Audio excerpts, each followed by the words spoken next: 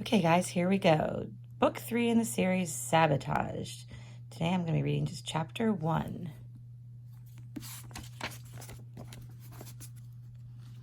Jonah fidgeted in his seat, and his chair fidgeted right along with him.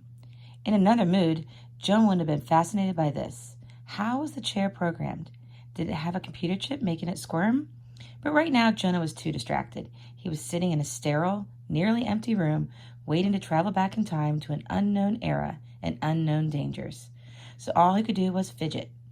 You'd think with time travel, there wouldn't have to be any waiting, he thought grumpily. Beside him, his 11-year-old sister Catherine bounced in her chair, making the chair bounce too, and chattered away to Andrea, the third kid who would be going to the past with them. Indeed, Andrea was the most important time traveler that day. She was the reason they were all going. Don't worry, Catherine told Andrea. You don't have to hold your breath or anything to travel through time. It's easy. Well, that's good, Andrea said softly. She sat perfectly still, and so did her chair. She had her eyes focused on the blank wall across from her and barely seemed to be paying attention to Catherine. Normally, Jonah would have approved of that. He tried to ignore his younger sister as much as possible, too. But unlike Catherine and Jonah, and Andrea had never traveled to the past before, she didn't know what time period she was going to, or what she'd have to do there. Shouldn't she be asking questions? Shouldn't she at least act like she cared? Only if you get time sick. That's no fun. Catherine rambled on, flapping her blonde ponytail over her shoulder. When we went back to 1483 with Chip and Alex, I thought I was going to throw up for sure. And I felt really dizzy. And Catherine, Jonah interrupted, because he could put up with Catherine babbling for only so long. Andrea won't get time sick like you did, remember? She's going back to her proper time, where she belongs, so she'll feel good. At that, Andrea's whole face brightened. Wow, Jonah thought, she's really pretty. He honestly hadn't noticed before. Of course, he barely knew Andrea. The first time he'd met her, there had been 34 other kids around and 4 grown-ups fighting about what was going to happen to the kids, and people being tasered and tied up and zapped back in time. Jonah had had a good excuse for not looking closely. All he remembered from that first meeting was that Andrea had worn her long brown hair in 2 braids. And she hadn't screamed and panicked like a lot of the other kids. And he guessed he knew that, like him and the other kids the grown-ups were fighting over, Andrea was 13 years old, and she was a missing child from history, one who had been stolen from a proper time and placed by baby smugglers, one who had to go back to save history. Suddenly, Jonah really wanted to remind Andrea that he and Catherine had already proved that they could save history and save missing kids all at once, even when the time experts thought it was impossible. They'd managed to save Chip and Alex from the 1480s, hadn't they? Jonah started to smile back at Andrea and was working up what he wanted to say to her. Something suave but casual and not too conceited sounding. Don't be scared, I'll take care of you sound stupid? Catherine began talking again before Jonah had a chance to say anything. Andrea can too get time sick, Catherine argued. Not the kind from being in the wrong time period, but the kind from traveling from time. Remember JB thought I had both kinds? And that's why I felt so awful? And Catherine broke off because the door opened, and just then, and JB, the very person she'd been talking about, stepped through. JB was a time traveler from the future, and the main person had been trying to fix time by returning all the stolen kids to history.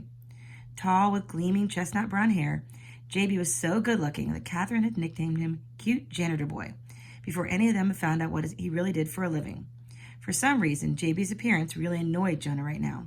Depending on how you looked at it, Jonah had known JB for only a few weeks, or for more than 500 years, or actually more than 1,000 if you count the fact that Jonah, Catherine, Chip, and Alex had traveled between the 15th and 21st centuries in both directions. Regardless, it had taken Jonah a while to figure out whether to trust JB or not. JB had helped Jonah and Catherine and their friends, but Jonah still wasn't sure. If JB had to choose between saving kids and saving history, which would he pick? I have to make sure this isn't the choice, Jonah told himself grimly.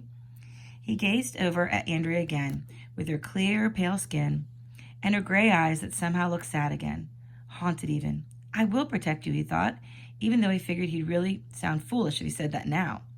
He kicked his foot against the ground, and his chair kicked too. Careful, JB warned. Those are calibrated to a very sensitive level. He seemed to notice Catherine bouncing for the first time. They're not really meant for kids. Catherine stopped mid-bounce. Her chair rose up and caught her.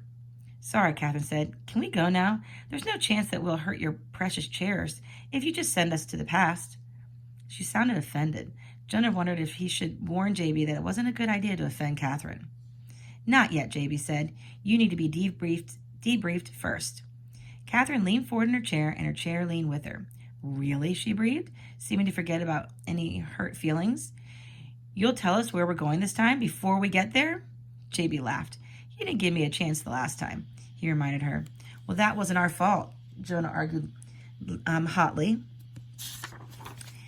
If you hadn't sent Chip and Alex back without telling them anything, if you hadn't cheated when I gave you the elucidator, and if...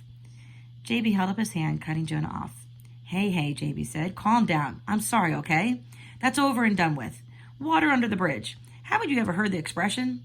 No need to relive the past. Catherine and Jonah both stared at him blankly. Isn't it kind of contradictory for a time traveler to say that? Catherine asked. Yup, JB beamed at them. You caught the irony. Time traveler humor. Gotta love it. He turned toward Andrea, who was still sitting quietly, unaffected. As far as I'm concerned, we're all on the same team this time around, JB said. From the very beginning, no keeping secrets unnecessarily. Deal? He held out his hand to Andrea. Of course, Andrea said calmly. She shook JB's hand before he moved on to shake Jonah's and Catherine's in turn. Maybe if Jonah hadn't been paying such close attention to Andrea now, he wouldn't have noticed that Andrea hesitated slightly before speaking, before taking JB's hand. She is scared, Jonah thought. She really does need me to take care of her. So you'll tell Andrea who she really is? Catherine asked eagerly. And me, Jonah almost asked, forgetting that he was supposed to be all about protecting Andrea at the moment. Jonah had seen his two friends, Chip and Alex, learn their original identities in history, and he knew that ultimately he would have to return to his original time period, at least briefly, just like all the other missing kids from history. But as much as he wanted to know his own identity and his own time period, maybe he wasn't quite ready to know right now. The moment when he could have asked was past. JB was answering Catherine. I thought I'd just show her, he said. JB flipped a switch on the wall behind Jonah's chair, and the wall opposite them instantly turned into what appeared to be an incredibly high-definition TV screen. Waves crashed against the sandy beach, and Jonah had no doubt that if he looked carefully enough, he'd be able to make out each individual grain of sand. Just skip to the part she's going to be interested in, JB said. Jonah wasn't sure if JB was talking directly to the TV screen or whatever futuristic convention it really was, or if there was someone in a control room somewhere who was monitoring their entire conversation. Sometimes Jonah didn't want to think too much about the whole time travel mess. He knew that JB had already pulled them out of the 21st century and was in the waiting room they were in was a time hollow, a place where time didn't really exist. He knew that JB was probably about to show them some scene from Andrea's real life before she'd been kidnapped by unethical time travelers and before she crash-landed with all the other missing kids at the very end of the 20th century. But it made Jonah feel better if he told himself he was just watching a TV with really, really good reception. The scene before him shifted, seeming to fly across the water to a marshy coastline and then inland to a bit of a primitive-looking cluster of houses. Some of the houses were encircled by a wooden fence that was made 8 or 9 feet tall. Both the houses and the fence looked a bit ramshackle, with holes in several spots. The view shifted again, focusing on a woman rushing out of one of the nicer houses. The woman was wearing what Jonah thought of as old-fashioned clothes, a long skirt, long sleeves, and a funny-looking hat covering her head.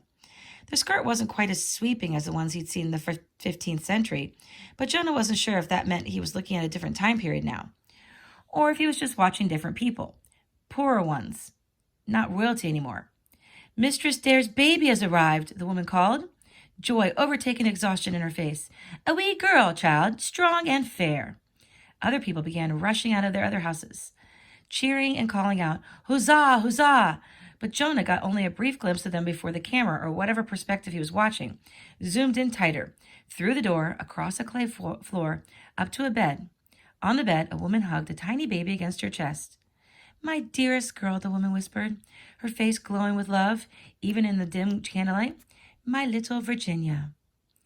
No! Someone screamed. It took Jonah a moment to realize that the screaming hadn't come from the scene before him. He peered around, annoyed that Catherine would interrupt like that. But Catherine beside him was gazing around in befuddlement too. It was Andrea.